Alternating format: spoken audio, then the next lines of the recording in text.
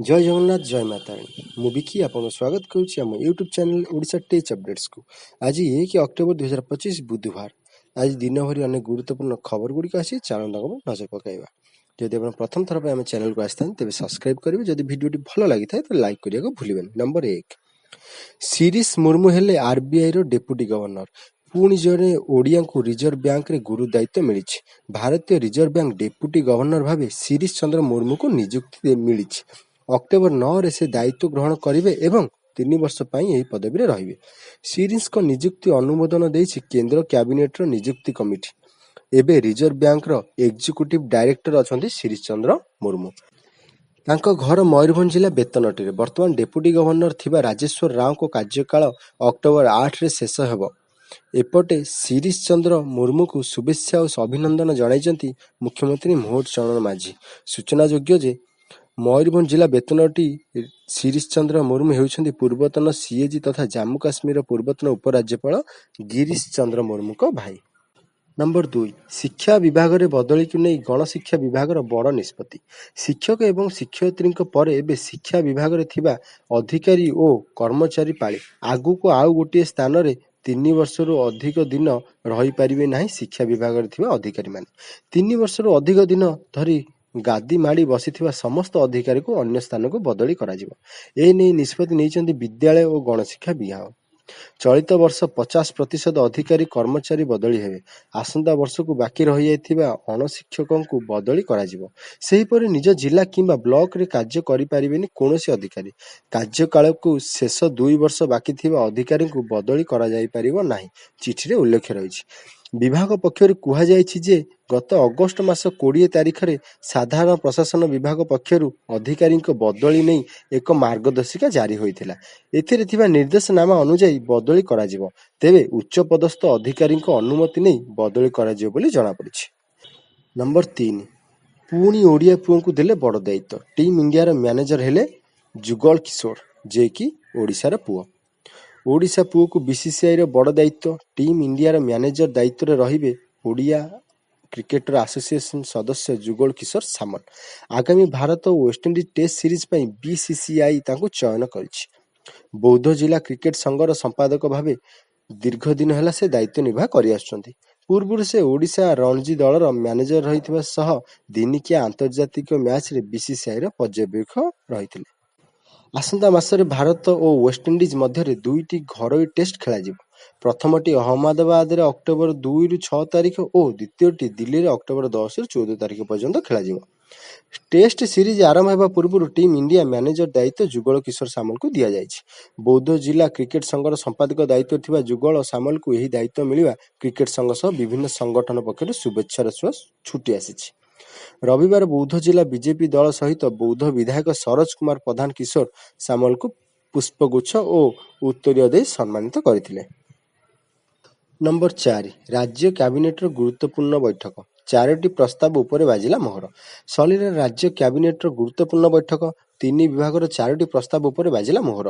ଶ୍ରମ ଓ କର୍ମଚାରୀ ରାଜ୍ୟ ବୀମା ଓଡ଼ିଶାରେ ପ୍ରୟୋଗ ପାଇଁ 1948ର 63ତମ ଆଇନ ସଂଶୋଧନ ପାଇଁ ପ୍ରସ୍ତାବ।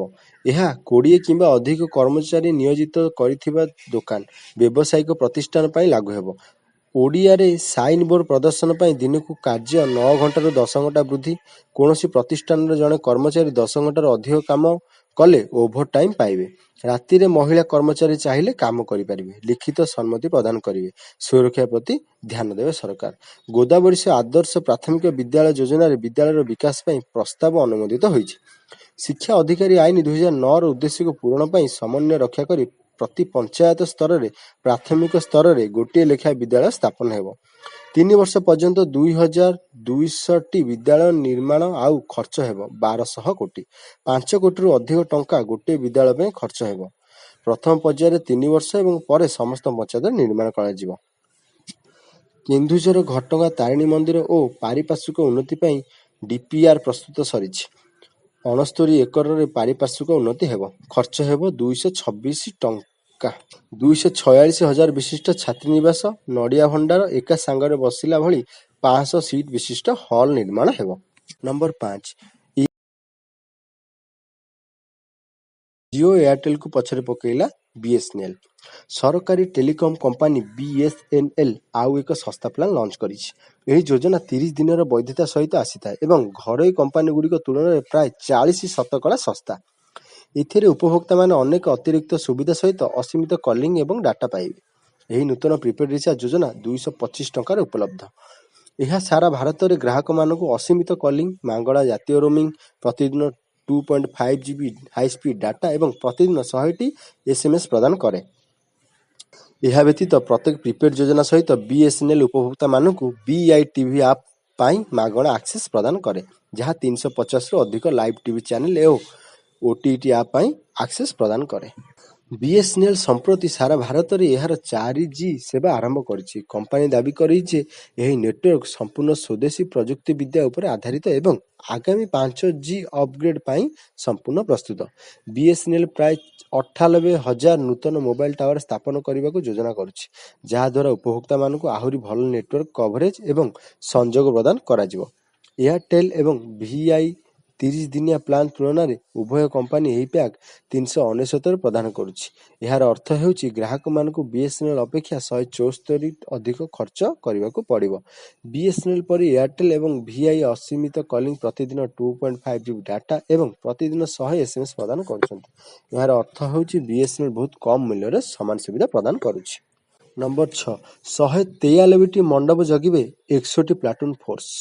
ଦୁର୍ଗାପୂଜା ପାଇଁ ରାଜଧାନୀରେ କଡ଼ା ସୁରକ୍ଷା ବ୍ୟବସ୍ଥା। ପୁରା ସହରରେ 193ଟି ମଣ୍ଡପରେ ଦୁର୍ଗାପୂଜା ହେଉଥିବା ବେଳେ ସୁରକ୍ଷା ପ୍ରଦାନ କରିବେ 61ଟି ପ୍ଲାଟୁନ୍ ପୋଲିସ ଫୋର୍ସ। ଏହା ଭିତରେ 3 ପ୍ଲାଟୁନ୍ ସେଣ୍ଟ୍ରାଲ ଆର୍ମ ଫୋର୍ସ ରହିଛନ୍ତି।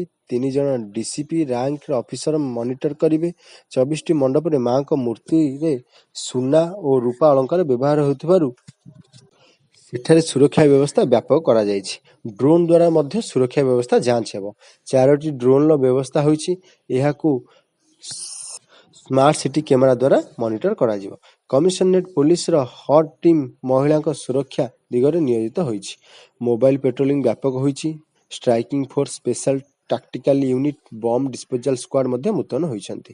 ରାଜଧାନୀବାସୀଙ୍କୁ ସୁରକ୍ଷା ପ୍ରାଥମିକତା ଦେବାକୁ ଯାଇ ଏଭଳି ବ୍ୟବସ୍ଥା ହୋଇଥିବା କହିଛନ୍ତି ପୋଲିସ କମିଶନର। ପୂଜାରେ ପ୍ରବଳ ଭିଡ଼ ହେଉଛି। ବିଳମ୍ବିତ ରାତି ପର୍ଯ୍ୟନ୍ତ ଲୋକେ ବୁଲାବୁଲି କରୁଛନ୍ତି। ଭିଡ଼ ପରିଚାଳନା କରିବାକୁ ଫୋର୍ସ ମୁତୟନ ହୋଇଥିବା କହିଛନ୍ତି ପୋଲିସ କମିଶନର। ନମ୍ବର 7, ଐତିହାସିକ ବାଲିଯାତ୍ରାକୁ ନେଇ ବିଚାର କରୁଛି ଜିଲ୍ଲା ପ୍ରଶାସନ। ଉପର ପଡ଼ିଆରେ ହୋଇପାରେ ବାଲିଯାତ୍ରା। ଉପର ପଡ଼ିଆରେ ହୋଇପାରେ ବାଲିଯାତ୍ରା। କଟକର ଐତିହାସିକ ବାଲିଯାତ୍ରା ଉପର ପଡ଼ିଆରେ ହେବ ବୋଲି ପ୍ରଶାସନ ନିଷ୍ପତ୍ତି ନେଇଛି। ଏନେଇ ହାଇକୋର୍ଟକୁ ଅବଗତ କରାଯାଇଛି। ଆସନ୍ତା 9 ତାରିଖରେ ହେବାକୁ ଥିବା ହାଇକୋର୍ଟର ଶୁଣାଣି ବେଳେ ଏହି ନିଷ୍ପତ୍ତି ସମ୍ପର୍କରେ ବିଚାର ଉପସ୍ଥାପନ କରାଯିବ। କୋନ ନିଷ୍ପତ୍ତି ଅନୁସାରେ ବାଲିଯାତ୍ରା ଆୟୋଜିତ ହେବ ବୋଲି ସୂଚନା ମିଳିଛି। ସୂଚନାଯୋଗ୍ୟ ଯେ ପାର୍କିଂ, ଟ୍ରାଫିକ୍ ସମସ୍ୟା, ଭିଡ଼ ନିୟନ୍ତ୍ରଣ ସମସ୍ୟା ଆଦି ଦର୍ଶାଇ ଉପର ପଡ଼ିଆରେ ବାଲିଯାତ୍ରା ହେବ ନାହିଁ ବୋଲି ପୂର୍ବରୁ ନିଷ୍ପତ୍ତି ହୋଇଥିଲା। ନମ୍ବର 8, କାନାଡାରେ ଭାରତୀୟ ହାଇ କମିଶନରକୁ ଧମକ। କାନାଡାରେ ଥିବା ଭାରତୀୟ ହାଇ କମିଶନରକୁ ଖଲିସ୍ତାନୀଙ୍କ ଧମକ। ଭାରତୀୟ ହାଇ କମିଶନର ଦିନେଶ ପଟ୍ଟନାୟକଙ୍କୁ ଧମକ ଦେଲେ ଖଲିସ୍ତାନୀ, ତେବେ ଠିକଣା ଦେଲେ ପୁରସ୍କାର ଦେବାକୁ ଘୋଷଣା କରିଛନ୍ତି ଆତଙ୍କୀ। ଦିନେଶଙ୍କ ଠିକଣା ଦେଲେ $10,000 ଦେବାକୁ ଘୋଷଣା କରିଛନ୍ତି ଆତଙ୍କବାଦୀ। ସୂଚନା ମୁତାବକ କାନାଡାରେ ଭାରତୀୟ ହାଇ କମିଶନର ଦିନେଶ ପଟ୍ଟନାୟକଙ୍କ ବିରୋଧରେ ଖଲିସ୍ତାନୀ ଆତଙ୍କୀ ଗୋଷ୍ଠୀ SAFJ ଧମକ ଦେଇଛି। ନମ୍ବର 9, ଗୋପବନ୍ଧୁ ଜୟନ୍ତୀରୁ ବିଜେଡିର ପଦଯାତ୍ରା। ଅକ୍ଟୋବର 9ରୁ ଆରମ୍ଭ ହେବ ବିଜେଡିର ଜନସମ୍ପର୍କ ପଦଯାତ୍ରା। ମାସେ ଧରି ଚାଲିବ ଏହି ଅଭିଯାନ। ନଭେମ୍ବର 9 ତାରିଖ ଶେଷ ହେବ।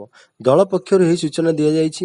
ଏକ ପ୍ରେସ୍ ମିଟରେ ବରିଷ୍ଠ ବିଜେଡି ଉପସଭାପତି ଦେବୀ ମିଶ୍ର ଓ ବରିଷ୍ଠ ଉପସଭାପତି ପ୍ରମିଳା ମଲ୍ଲିକ କହିଛନ୍ତି, ଲୋକଙ୍କ ସମସ୍ୟା ସମ୍ପର୍କରେ ଅବଗତ ହେବାକୁ ପ୍ରତିବର୍ଷ ଦଳର ସୁପ୍ରିମୋ ନବୀନ ପଟ୍ଟନାୟକଙ୍କ ନେତୃତ୍ୱରେ ବିଜେଡି କରିଥାଏ ଜନସମ୍ପର୍କ ପଦଯାତ୍ରା। ଏ ବର୍ଷ ପାର୍ବଣକୁ ଦୃଷ୍ଟିରେ ରଖି ନବୀନ ପଟ୍ଟନାୟକଙ୍କ ନିର୍ଦ୍ଦେଶରେ ଏହି ଜନସମ୍ପର୍କ ପଦଯାତ୍ରା ଅକ୍ଟୋବର 2 ବଦଳରେ ଅକ୍ଟୋବର 9 ଗୋପବନ୍ଧୁ ଜୟନ୍ତୀରୁ ଆରମ୍ଭ ହେବ। ଅକ୍ଟୋବର 2ରେ ଗାନ୍ଧିଜୀଙ୍କୁ ଶ୍ରଦ୍ଧାଞ୍ଜଳି ଦିଆଯାଇ ଜନସମ୍ପର୍କ ପଦଯାତ୍ରାର ସଂକଳ୍ପ ନିଆଯିବ। ନଭେମ୍ବର 9ରେ ଶେଷ ହେବ ପଦଯାତ୍ରା। ବିଜେଡିର ସବୁ ଛାମୁକା ସଂଗଠନ ଯୋଗ ଦେବେ। ନମ୍ବର 10, କରୂର ଦଳାଚକଟା ଘଟଣା ପରେ ବିଜୟଙ୍କୁ ଧମକ, ବଢ଼ିଲା ସୁରକ୍ଷା ବ୍ୟବସ୍ଥା। କରୂରରେ ଆୟୋଜିତ ବିଜୟଙ୍କ ଏକ ରାଲିରେ ଦଳାଚକଟା ଘଟଣାରେ 40 ଜଣଙ୍କର ମୃତ୍ୟୁ ହେବା ସହ ପ୍ରାୟ 100 ଜଣ ଆହତ ହୋଇଛନ୍ତି। ଏହି ଘଟଣା ପରେ ରବିବାର ବିଜୟ ତାଙ୍କ ନୀଳାଙ୍କରୀ ଘରେ ବୋମା ଧମକ ନେଇ ଏକ ଫୋନ୍ କଲ୍ ପାଇଥିଲେ, ଯାହାପରେ ପୋଲିସକୁ ଏନେଇ ସୂଚନା ଦିଆଯାଇଛି। ଫଳରେ ତୁରନ୍ତ ବୋମା ନିଷ୍କ୍ରିୟକାରୀ ଦଳ ସ୍ନାଇପର କୁକୁର ଏବଂ ସିଆରପିଏଫ କର୍ମଚାରୀମାନଙ୍କୁ ସେଟା ନିୟୋଜିତ କରାଯାଇଥିଲା। ଏହାକୁ ନେଇ ଏକ ଭିଡିଓ ଭାଇରାଲ ହୋଇଥିଲା, ଯେଉଁଥିରେ କି ବିଜୟଙ୍କ ଘର ବାହାରେ କୁକୁରମାନେ ଯାଞ୍ଚ କରୁଥିବା, ଏଥିସହିତ ତାଙ୍କର ସୁରକ୍ଷା ବ୍ୟବସ୍ଥା ମଧ୍ୟ କଡ଼ାକଡ଼ି କରାଯାଇଥିବା ନେଇ ସୂଚନା ମିଳିଛି। ତେବେ ପୋଲିସର ସମଗ୍ର ଅଞ୍ଚଳକୁ ଭଲ ଭାବରେ ଖୋଜାଖୋଜି କରିବା ସତ୍ତ୍ୱେ ମଧ୍ୟ ଏପର୍ଯ୍ୟନ୍ତ କୌଣସି ସୂଚନା ମିଳିପାରି ନାହିଁ। ନମ୍ବର 11 ବିଜୟରୁ ଭାରତର ଅଭିଯାନ ଆରମ୍ଭ, ପରବର୍ତ୍ତୀ ମ୍ୟାଚରେ ପାକ୍ ସହ ଟକ୍କର। ମହିଳା ଦିନିକିଆ ବିଶ୍ୱକପର 13ତମ ସଂସ୍କରଣ ମଙ୍ଗଳବାର ଆରମ୍ଭ ହୋଇଯାଇଛି।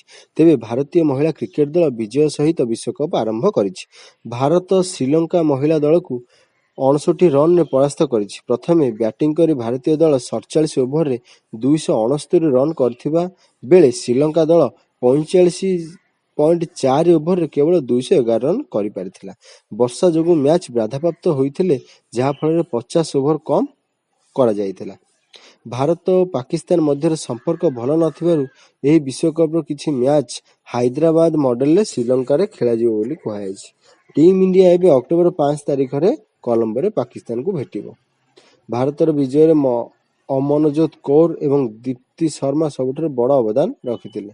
ଦୀପ୍ତି ଶର୍ମା 53 ବଲ୍ରୁ 53 ରନ୍ କରିଥିଲେ, ଯେଉଁଥିରେ 3ଟି ଚୌକା ଥିଲା। ଅମନଜୋତ କୌର 56 ବଲ୍ରୁ 5ଟି ଚୌକା ଏବଂ ଗୋଟିଏ ଛକା ମାରି 57 ରନ୍ କରିଥିଲେ। ନମ୍ବର 12 ପଦାରେ ପଡ଼ିଲେ ଏସ୍ଆଇ ପରୀକ୍ଷା ଜାଲିଆତି, ଶତାଧିକ ପରୀକ୍ଷାର୍ଥୀ ଅଟକ। ପଦାରେ ପଡ଼ିଲେ ଏସ୍ଆଇ ପରୀକ୍ଷାର୍ଥୀଙ୍କ ଜାଲିଆତି, ବ୍ରହ୍ମପୁରର ପୁଲିସ ଦ୍ୱାରା ଶତାଧିକ ଏସ୍ଆଇ ପରୀକ୍ଷାର୍ଥୀ ଅଟକ ସୂଚନା। ଆନ୍ଧ୍ରପ୍ରଦେଶ ଶ୍ରୀକାକୁଲମରେ ପୁଲିସ ଧରିଥିବା ସୂଚନା। ଏସ୍ଆଇ ପରୀକ୍ଷା ଜାଲିଆତି ପାଇଁ ହାଇଦ୍ରାବାଦ ଯାଉଥିବା ବେଳେ ଧରାପଡ଼ିଥିଲେ। ଓଡ଼ିଶା ପୁଲିସର ସବ୍ ଇନ୍ସପେକ୍ଟର ପଦବୀ ପରୀକ୍ଷା ଜାଲିଆତି ପାଇଁ ଯାଉଥିଲେ। ପରୀକ୍ଷା ଦାୟିତ୍ୱ ନେଉଥିବା ସଂସ୍ଥା ଜାଲିଆତି କରିବାକୁ ଏମାନଙ୍କୁ ନେଉଥିଲା ସୂଚନା। ଶ୍ରୀକାକୁଲମରେ ଧରାପଡ଼ିଛି ପରେ ବ୍ରହ୍ମପୁର ଆଣି ପୋଲିସ ପଚରାଉଚରା କରିଛି। ଓଡ଼ିଶା ପୁଲିସ ଏସ୍ଆଇ ପଦବୀର ବଡ଼ ଜାଲିଆତି ପଦରେ ପଡ଼ିଥିବା ଚର୍ଚ୍ଚା। 120 ଜଣ ପରୀକ୍ଷାର୍ଥୀଙ୍କୁ ଗୁଇନ୍ଦା ସୂଚନା ଅନୁସାରେ ଧରିଲା ବ୍ରହ୍ମପୁର ପୁଲିସ। ଏଏସ୍ଆଇ ସମେତ 933ଟି ବିଭିନ୍ନ ପଦବୀ ଲାଗି 5 ଓ 6 ତାରିଖରେ ପରୀକ୍ଷା ହେବାର ଥିଲା। ପରୀକ୍ଷାର୍ଥୀ ଥିଲେ 1,53,736 ଜଣ। କିନ୍ତୁ ପରୀକ୍ଷା ପୂର୍ବରୁ ସାମ୍ନାକୁ ଆସିଛି ବଡ଼ କେଳେଙ୍କାରୀ। ତାପରେ ବୋର୍ଡ କ୍ରାଇମବ୍ରାଞ୍ଚ ତଦନ୍ତ ଲାଗି ରହିଛି। ଗତକାଲି ଓଡ଼ିଶା ପୋଲିସ ରିକ୍ରୁଟମେଣ୍ଟ ବୋର୍ଡକୁ ଖବର ଆସିବା ପରେ ବ୍ରହ୍ମପୁର ପୁଲିସକୁ ଖବର ଦିଆଯାଇଥିଲା। ବାରମ୍ବାର ପରୀକ୍ଷାରେ ତ୍ରୁଟିକୁ ନେଇ ବସିଛନ୍ତି ଛାତ୍ର ନେତା। ନମ୍ବର 13 ଭୁବନେଶ୍ୱର ନାଲ୍କୋ କାର୍ଯ୍ୟାଳୟରେ ସିବିଆଇର ଚଢ଼ାଉ। ଭୁବନେଶ୍ୱର ନାଲ୍କୋ କାର୍ଯ୍ୟାଳୟରେ ମଙ୍ଗଳବାର କେନ୍ଦ୍ରୀୟ ତଦନ୍ତକାରୀ ସଂସ୍ଥା ସିବିଆଇ ପକ୍ଷରୁ ଚଢ଼ାଉ କରାଯାଇଛି। ଚାକିରି ଦେବା ନାଁରେ ଏକାଧିକ ଯୁବକଙ୍କଠୁ ଠକେଇ କରାଯାଇଥିବା ଅଭିଯୋଗରେ ଏହି ଚଢ଼ାଉ ହୋଇଥିବା ସୂଚନା ମିଳିଛି। ସିବିଆଇ ପକ୍ଷରୁ 2 ଜଣ କର୍ମଚାରୀଙ୍କୁ ପଚରାଉଚରା କରାଯାଇଛି। ପୂର୍ବରୁ ପୋଲିସ ଠକେଇ ଅଭିଯାନରେ ଜଣକୁ ଗିରଫ କରିଥିଲା। ଏହି ଘଟଣାରେ ସିବିଆଇ ପକ୍ଷରୁ ଅଧିକ ଖୋଳତାଡ଼ କରାଯାଉଥିବା ଜଣାପଡ଼ିଛି। ନମ୍ବର 4 ସରକାରଙ୍କ ବଡ଼ ଘୋଷଣା, ଦଶହରା ପୂର୍ବରୁ ସରକାରୀ କର୍ମଚାରୀଙ୍କୁ ମିଳିବ ମାସକର ବୋନସ୍। ଭାରତରେ ପାର୍ବଣ ଋତୁ ଆରମ୍ଭ ହୋଇଯାଇଛି ଏବଂ ଏହି ଅବସରରେ କେନ୍ଦ୍ର ସରକାର ସରକାରୀ କର୍ମଚାରୀମାନଙ୍କୁ ଏକ ଗୁରୁତ୍ୱପୂର୍ଣ୍ଣ ଉପହାର ଦେଇଛନ୍ତି। ଅର୍ଥ ମନ୍ତ୍ରଣାଳୟ ଏକ ନିର୍ଦ୍ଦେଶ ଜାରି କରିଛି। ନିର୍ଦ୍ଦେଶ ଅନୁଯାୟୀ କେନ୍ଦ୍ର ସରକାର ତାଙ୍କର ଗ୍ରୁପ୍ ସି ଏବଂ ଅଣ-ଗ୍ୟାଜେଟେଡ୍ ଗ୍ରୁପ୍ ବି କର୍ମଚାରୀମାନଙ୍କୁ 3 ଦିନର ଦରମା ସହିତ ବୋନସ୍ ପ୍ରଦାନ କରିବେ। ଅର୍ଥ ମନ୍ତ୍ରଣାଳୟ ଅନୁଯାୟୀ କର୍ମଚାରୀମାନେ 2024-25 ଆର୍ଥିକ ବର୍ଷରେ 6,908 ଟଙ୍କା ବୋନସ୍ ପାଇଥିଲେ। ଏହା ନିର୍ଦ୍ଦେଶ କେନ୍ଦ୍ରୀୟ କର୍ମଚାରୀଙ୍କ ମଧ୍ୟରେ ଖୁସିର ଲହରୀ ସୃଷ୍ଟି ହୋଇଛି ଏବଂ ସେମାନେ ସେମାନଙ୍କର ବୋନସ୍ ପରିମାଣକୁ ନେଇ ଉତ୍ସାହିତ ଅଛନ୍ତି। ନମ୍ବର 15 ଉପମୁଖ୍ୟମନ୍ତ୍ରୀ ପ୍ରଭାତୀ ପରିଡ଼ାଙ୍କ ସୂଚନା, ଗ୍ରାମାଞ୍ଚଳରେ ଲୋକଙ୍କ ଘରେ ରହିବ ପର୍ଯ୍ୟଟକ। ଗ୍ରାମାଞ୍ଚଳରେ ଲୋକଙ୍କ ଘରେ ଘରେ ରହିବ ପର୍ଯ୍ୟଟକ, ଫଳରେ ଗ୍ରାମାଞ୍ଚଳରେ ଗଡ଼ିବ ରୋଜଗାର। ଏଥିଲାଗି କାର୍ଯ୍ୟକାରୀ ହେବ ଓଡ଼ିଶା ହୋମ୍ ଷ୍ଟେ ପ୍ରତିଷ୍ଠା ଯୋଜନା 2025। 2029-30 ଆର୍ଥିକ ବର୍ଷ ପର୍ଯ୍ୟନ୍ତ 5 ବର୍ଷ ପାଇଁ ସରକାରୀ କାର୍ଯ୍ୟକାରୀ ହେବ ଯୋଜନା। ଏନେଇ ସୂଚନା ଦେଇଛନ୍ତି ପର୍ଯ୍ୟଟନ ମନ୍ତ୍ରୀ ପ୍ରଭାତୀ ପରିଡ଼ା। ସେ କହିଛନ୍ତି, ଏହି ଯୋଜନାର ଲକ୍ଷ୍ୟ ହେଉଛି ଓଡ଼ିଶାର ଗ୍ରାମୀଣ ଏବଂ କମ୍ ଜଣାଶୁଣା ସ୍ଥାନଗୁଡ଼ିକରେ ହୋମଷ୍ଟେ ବାସସ୍ଥାନକୁ ପ୍ରୋତ୍ସାହିତ କରିବା, ପ୍ରତ୍ୟାବର୍ତ୍ତନରେ ସମ୍ପ୍ରଦାୟର ଅଂଶଗ୍ରହଣକୁ ଉତ୍ସାହିତ କରିବା, ସ୍ଥାନୀୟ ନିଯୁକ୍ତି ସୃଷ୍ଟି କରିବା ଏବଂ ପର୍ଯ୍ୟଟକମାନଙ୍କୁ ପରିମାଣିକ ସାଂସ୍କୃତିକ ଓ ଗ୍ରାମୀଣ ଅଭିଜ୍ଞତା ପ୍ରଦାନ କରିବା। ଅଧିସୂଚିତ ଗ୍ରାମ ପଞ୍ଚାୟତରେ ନୂତନ ଗୃହ ନିବାସ ୟୁନିଟ୍ ପ୍ରତିଷ୍ଠା କରିବା ପାଇଁ ଯୋଗ୍ୟ ହିତାଧିକାରୀମାନଙ୍କୁ ଆର୍ଥିକ ପ୍ରୋତ୍ସାହନ ପ୍ରଦାନ କରାଯିବ। ଏହି ଯୋଜନା ଅଧୀନରେ ପ୍ରାୟ 450 ନୂତନ ଗୃହ ନିବାସ, 1,800 ଶଯ୍ୟା ବିଶିଷ୍ଟ ଯୋଜନା ପ୍ରସ୍ତୁତ ହେଉଛି। ନମ୍ବର 16 ମାଡ଼ି ଆସୁଛି ବାତ୍ରା ବୁଆଲୋଇ। ଭିଏତନାମରୁ ପୁଣି ବାତ୍ୟା ଭୟ ଭିଏତନାମ ଆଡ଼କୁ ଦ୍ରୁତ ଗତିରେ ମୁହାଁଉଛି ବାତ୍ୟା ବୁଆଲୋଇ। 2 ଲକ୍ଷରୁ ଅଧିକ ଲୋକଙ୍କୁ ସ୍ଥାନାନ୍ତରଣ। 4ଟି ବିମାନ ବନ୍ଦର ହେଲା ବନ୍ଦ। ସମୁଦ୍ରକୂଳିଆ ଅଞ୍ଚଳରେ 1 ଲକ୍ଷ ସୈନ୍ୟ ମୁତୟନ। ଚଳିତ ବର୍ଷ ଭିଏତନାମରେ 9ଟି ବାତ୍ୟା ମାଡ଼ ହେଲାଣି। ବୁଲାରୋ ହେଉଛି 10ତମ ବାତ୍ୟା। ଏହାକୁ ଦୃଷ୍ଟିରେ ରଖି ଉଦ୍ଧାର ଅଭିଯାନ ତ୍ୱରାନ୍ୱିତ କରାଯାଇଛି। 2 ଲକ୍ଷରୁ ଅଧିକ ଲୋକଙ୍କୁ ସୁରକ୍ଷିତ ସ୍ଥାନକୁ ସ୍ଥାନାନ୍ତର କରାଯାଇଛି। ଯେଉଁ ସ୍ଥାନରେ ବାତ୍ୟା ମାଡ଼ ହେବା ନେଇ ଆଶଙ୍କା ରହିଛି, ସେଠାରେ ସ୍ଥିତିର ମୁକାବିଲା ପାଇଁ ପ୍ରାୟ 1 ଲକ୍ଷ ସୈନ୍ୟ ମୁତୟନ ଅଛନ୍ତି। 4ଟି ତଟବର୍ତ୍ତୀ ବିମାନ ବନ୍ଦର ବନ୍ଦ କରାଯାଇଛି। ଚଳିତ ବର୍ଷ ଭିଏତନାମରେ 9ଟି ବାତ୍ୟା ମାଡ଼ ହୋଇଛି ସାରିଲାଣି। ବୁଆଲୋଇ ହେଉଛି 10ମ ବାତ୍ୟା। ବୁଆଲୋଇ ପ୍ରକୋପରେ ବର୍ଷା ଜାରି ରହିଛି। ସ୍ଥଳଭାଗ ଛୁଇଁବା ବେଳେ ପବନ ବେଗ ଘଣ୍ଟା ପ୍ରତି 133 କିଲୋମିଟର ରହିବ ବୋଲି ଅନୁମାନ କରାଯାଇଛି। ପାଣିପାଗ ବିଭାଗ କହିଛି, ବାତ୍ୟା ସ୍ଥଳଭାଗ ଛୁଇଁବା କ୍ଷଣି ଏହା ସାଂଘାତିକ ବିନାଶ ଘଟାଇବ। ଏକାଧିକ ପ୍ରାକୃତିକ ବିପର୍ଯ୍ୟୟର ସାମ୍ନା କରିବାରେ ଭିଏତନାମ।